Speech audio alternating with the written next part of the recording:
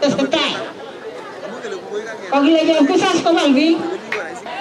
Omune ongikate gole. Asante. Mungu kichole, Mungu itano. Tuko jema hiyo ungani. Bwana asifiwe. Asifiwe tena. Tomo kitu goroni. Ko atunye kitu kidogo, mamini nsine. Asante, makofi kwa gogo. Asante sana. Amunga. Watu wanasikia vibaya, huyu anaenda kusucceed. Kwanza kiongozi ambaye ametoka uongozi juzi. Ako na hasira sana. Kila saa anasema vijana sijui mama mtoa uongozi mbaya. Huyu kiongozi ambaye ametoka juzi. Ninajua Mheshimiwa Uhuru Kenyatta ulikuwa upendi William. Lakini bwana, kumbuka uzuri yake, siku moja alikusaidia bwana. Na umemaliza yako 10. Alikusaidia. Na umemaliza yako 10 bwana. Kitu inaitwa retirement ni kupumzika nyumbani. Najua upendi yeye, lakini vumilia, yeye ndio rais. Hakuna kitu utafanya, vumilia tu. Sisi tunataka kukaa kama Wakenya. Wale waliongoza vile waliongoza.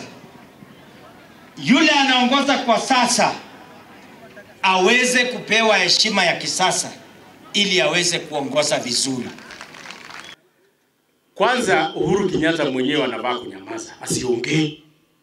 Mahali tulitoa Uhuru Kenyatta, wacha hata sisi, wacha hata Ruto. Mahali Moi alitoa Uhuru Kenyatta, akangarisha yeye mpaka akakuwa rais. Na tukarudisha yeye mara ya pili. Wakati anaenda kuretire, akatupiga teke. Na sisi hatukutaka kuuliza yeye maswali, tulimwambia sawa. Kama una haja na sisi, tembea nyumbani. Wacha sisi tujitafutie. Na tumejitafutia mpaka tumepata. Sasa shida yake ni nini? Ati anakuja sasa kukosoa rais mwenye hata ajui alipata hiyo kiti kivipi. So tunataka kuomba na kuna vitu mingi sana Uhuru walifanya. Na hiyo serikali yake wao ina Matiang'i. Ni venye tu sisi hatutaki kufuata yaliyopita. Please do not destabilize this country. Allow the president to run the country.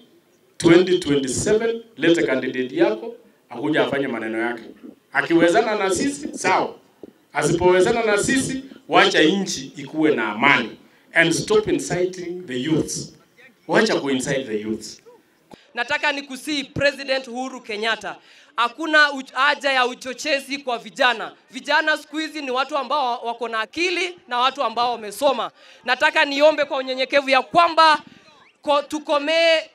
tukomeshe uchochezi katika serikali ya William Samoei Ruto. Kwa wakati huu yule naibu wako aliyekuwa naibu yako William Samoei Ruto, yeye ndiye anashika steering ya uongozi katika taifa letu la Kenya.